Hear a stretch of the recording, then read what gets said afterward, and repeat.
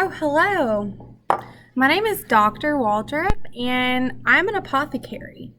I don't know if you know what that is, so I'm going to quickly explain what an apothecary is. It's very important for you to understand the story that I'm about to tell you. An apothecary is a chemist who can make concoctions like potions and can make things happen. Today, I'm going to read a story to you about a real apothecary who had a special potion that this little man, Alan Austin, just had to have.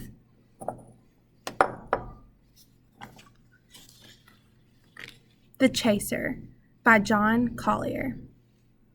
Alan Austin, as nervous as a kitten, went up certain dark and creaky stairs in the neighborhood of Pell Street and peered about for a long time on the dime landing before he found the name that he wanted written obscurely on one of the doors.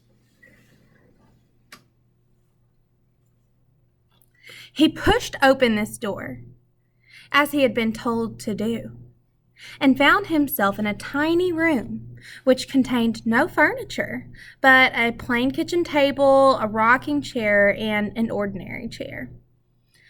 On one of the dirty buff-colored walls were a couple of shelves containing in all perhaps maybe a dozen bottles or jars.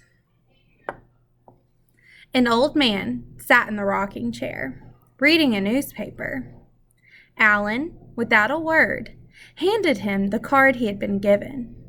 "Sit down, Mr. Austin," said this old man very politely. "I am glad to make your acquaintance." "Is it true," asked Alan, "that you have a certain mixture that are quite extraordinary effects?" "My dear sir," replied the man, "my stock in trade is not very large. I don't deal in laxatives and teething mixtures, but such as it is varied. I think nothing I sell has effects which could be precisely described as ordinary." "Well, the fact is," began Austin.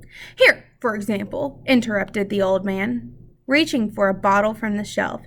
"Here is a liquid as colorless as water, almost tasteless, quite imperceptible in coffee, wine, or any other beverage for that matter. It is also quite imperceptible to any known method of autopsy." "Do you mean it's poison?" cried Alan, very much horrified. "Call it a glove cleaner if you'd like," said the old man indifferently. "Maybe it'll clean gloves. I've never tried. One might call it a life cleaner. Lives need cleaning sometimes." "Well, I want nothing of that sort," said Alan. "Probably it is just as well," said the old man. "Do you know the price of this? For 1 teaspoonful, which is sufficient, I ask $5,000, never less, not a penny less." "I hope all your mixtures are not as expensive," said Alan apprehensively. "Oh dear, no," said the old man. "It would be no good charging that sort of price for a love potion, for example. Young people who need a love potion very seldom have $5,000. Otherwise, they would not need a love potion." "I am glad to hear that," said Alan. "I look at it like this," said the old man. "Please a customer with one article, and he will come back whether he needs another. Even if it is more costly, he will save up for it if necessary." "So," said Alan, "you really do sell love potions?" "If I did not sell love potions," said the old man, reaching for another bottle, "I should not have mentioned the other matter to you. It is only when one is in a position to oblige that one can afford to be so confidential." "And these potions," said Alan, "they're not just, "Oh, no," said the old man. "Their effects are permanent and extend far beyond the mere casual impulse. But they included, oh yes, they included, bountifully, insistently, everlastingly. Dear me, said Alan, attempting to look a scientific detachment. How very interesting. But consider the spiritual side, said the old man. I do indeed, said Alan. For indifference, said the old man, they substitute devotion. For scorn, adoration. Give one tiny measure of this to the young lady. Its flavor is imperceptible in orange juice, soup, or cocktails. And however gay and giddy she is, she will change altogether. She will want nothing but solitude and you. I can hardly believe it, said Alan. She is so fond of parties. She will not like them any more, said the old man.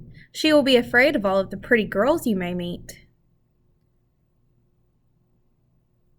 She will actually be jealous, cried Alan in a rapture. Of me? Yes, she will want to be everything to you. She is already, only she doesn't care about it. She will. When she has taken this, she will care intensely. You will be her sole interest in life. Wonderful, cried Alan. She will want to know all you do, said the old man. All that has happened to you during the day, every word of it. She will want to know what you're thinking about, why you smile suddenly, why you're looking sad. Well, that is love, cried Alan. Yes, said the old man. How carefully she will look after you. She will never allow you to be tired, to sit in a drought, to neglect your food. If you are an hour late, she will be terrified. She will think you were killed or that some siren had caught you. I can hardly imagine Diana like that, cried Alan, overwhelmed with joy. You will not have to use your imagination, said the old man. And, by the way, since there are always sirens, if by any chance you should later on slip a little, you need not worry. She will forgive you in the end. She will be terribly hurt, of course, but she will forgive you in the end. That will not happen, said Alan fervently. Of course not, said the old man, but if it did, you need not worry. She would never divorce you. Oh, no. And, of course, she will never give you the very least ground for uneasiness. And, how much, said Alan, is this wonderful mixture? It is not as dear, said the old man, as the glove cleaner, or life cleaner, as I sometimes call it. No, that is $5,000. Never a penny less.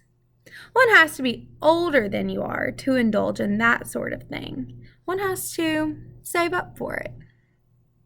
But the love potion? Said Alan. Oh, that, said the old man, opening a drawer in the kitchen table and taking out a tiny, rather dirty-looking phial. Well, that's just $1.